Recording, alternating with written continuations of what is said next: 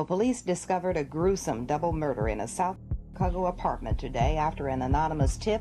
The bodies of 57-year-old Jesse Jackson, not of Operation Push, and an unidentified young woman were found murdered at 6217 South Calumet Avenue. Jackson lived in the apartment. The woman in her mid-20s lived nearby.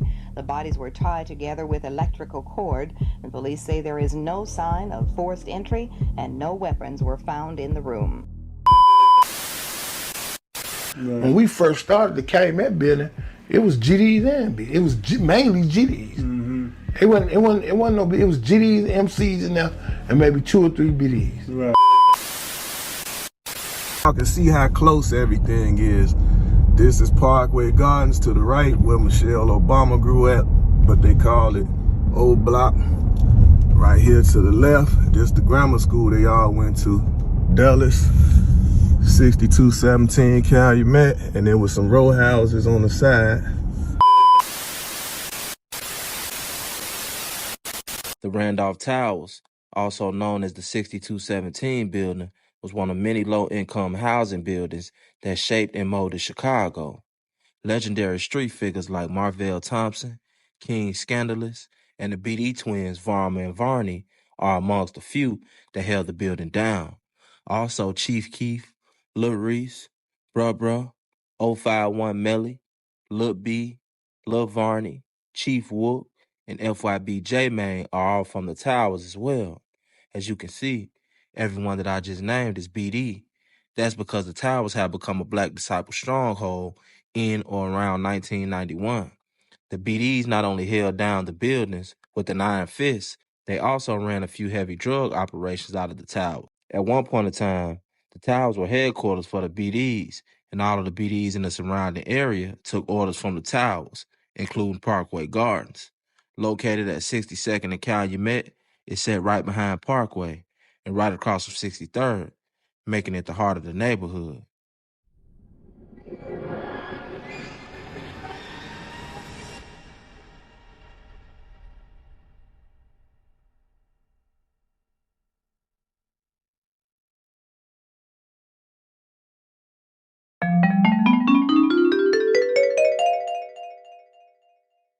Black disciples were called to a South Side apartment building, the Castle, the gang called it, to hear from their newly anointed king.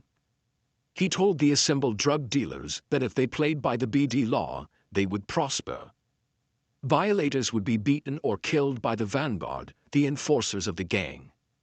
Since that day in 1991, Marvel Thompson, 35, ran the Black Disciples gang as if it were a diversified corporation, hauling in drug profits, as much as $300,000 per day, which the gang laundered with investments, including apartment buildings, a rap record label called MOB, and a car wash and nightclub in Atlanta, federal prosecutors said Thursday. Using a pirate transmitter to barge in on the FM frequency operated by a Christian radio station, the gang even broadcast public service announcements to their dealers, warning them when police were near, according to a 185-page indictment released Thursday by U.S. Attorney Patrick Fitzgerald. The gang effectively took over a 16-story Chicago Housing Authority building, posting snipers on the roof to protect dealers making as much as $45,000 per day selling crack, cocaine, and heroin inside, the prosecutors said. Lookouts were equipped with night vision goggles, according to the complaint. Thompson, a rap record producer, and 46 others were indicted this week on drug conspiracy charges after a 6-year investigation led by Chicago police and the FBI. Wearing helmets and wielding shotguns, police Wednesday stormed down the corridors of the red brick Randolph Towers housing complex, where the gang was based, sometimes kicking in doors as they searched for suspects and scooped up $300,000 in cash. More than 400 law enforcement officers were involved in the arrests of 32 suspects, including one in Phoenix, Arizona. 2 others turned themselves in Thursday, and 13 of those indicted, including 2 top deputies to Thompson, remained at large Thursday, police said. Law enforcement officials say the operation topples the hierarchy of one of Chicago's best organized street gangs, one that terrorized neighborhoods where they plied their trade. It was a very structured organization that tried to follow its own law and act as if it was its own nation right here in Chicago, Fitzgerald said. The sales volume was frightening. On one occasion, one of the outstanding members had $3 million in profits counted in a single night. Prosecutors likened the investigation to the federal prosecution of the gangster disciples, whose drug-dealing operations on the South Side reached an unparalleled level of organization, extending into political activity, before the leadership was convicted in the 1990s. Originally part of the same organization, the Black Disciples split from the Black Gangster Disciple Nation after the 1974 death of founder David Barksdale opened a rift in the gang. This potentially can be completely devastating for the BDs, even more so than it was for the GDs, said Andrew Papachristos, a gang researcher who works for the University of Chicago and the National Gang Crime Research Center.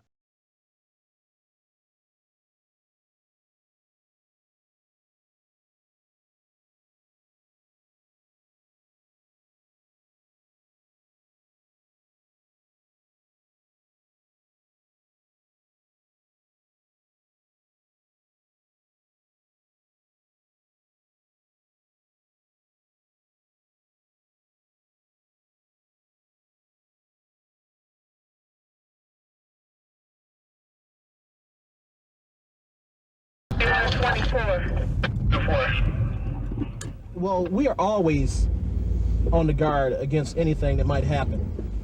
So whether it's night or day, we always on the guard. On guard because violence gives no notice here at the CHA, and so residents are on a 24-hour alert. They have no other choice.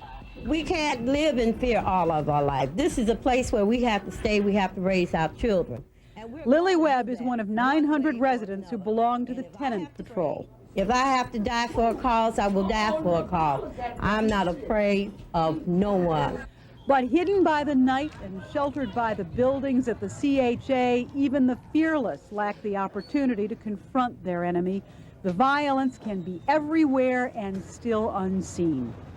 They're shooting at 4410. Officer Davis gets the first word. They're shooting at 4410, a Disciple building on South State. 10-4, sir. We responded to shots fired at 4410 State.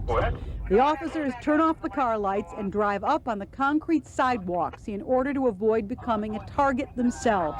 That was shots fired over by 44 State.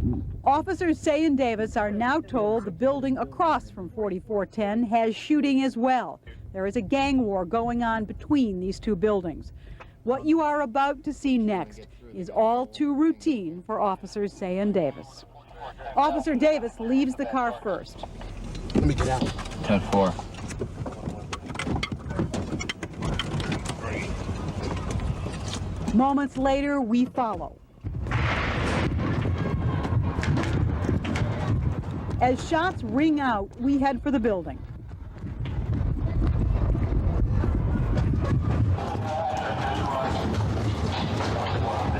Once inside, the object is to find the shooter. It's a nearly impossible and extraordinarily dangerous task.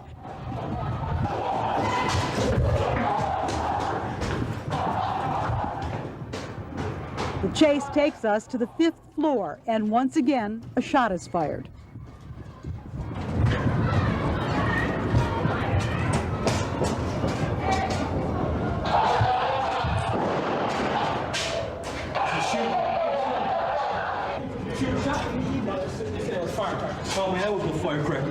Sergeant Willie Miranda joins Say and Davis in the search, checking hallways and vacant apartments. We're on 6. We're coming down. Stick close with us. I don't want you guys getting hurt.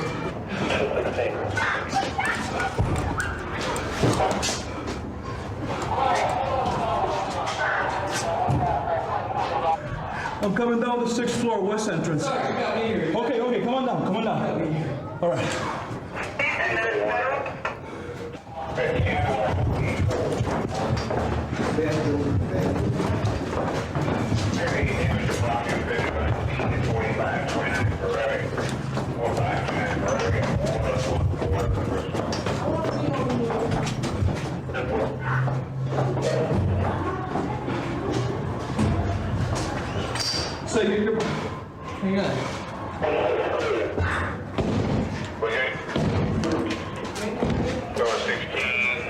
Anybody in here? Police? Clear. 2172. 72. 4172.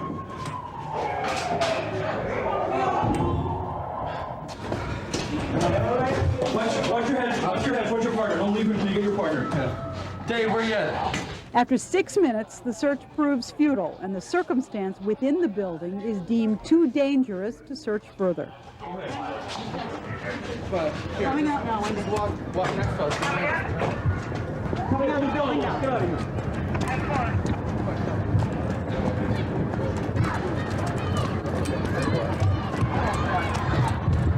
Get in the car. Get out of here. I'll cover.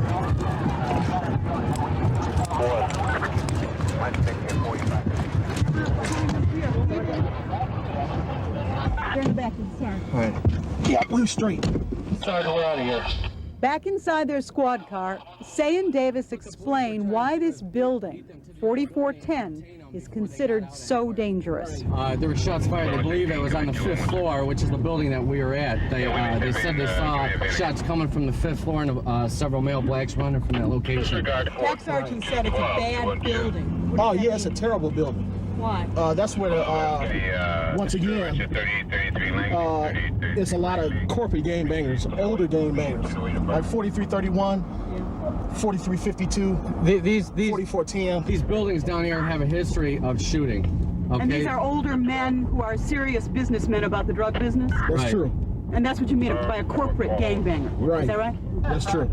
The events of this night that took us to the 5th floor of the 4410 building took place this past April.